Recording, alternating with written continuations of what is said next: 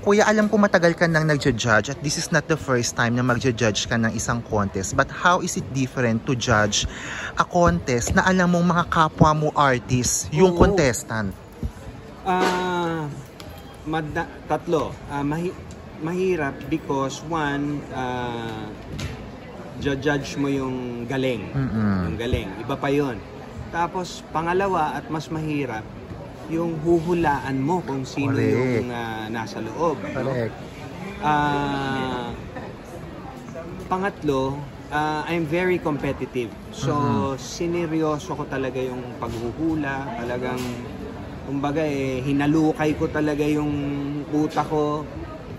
And I'm lucky na marami na ako nakatrabaho from the old. Kasi sila Arthur, sila Nadine, hindi na nila nakatrabaho yung mga advantage yun sa'yo, kuya. And still nakakatrabaho ko yung mga bago. Bagets. So mas malaki yung range of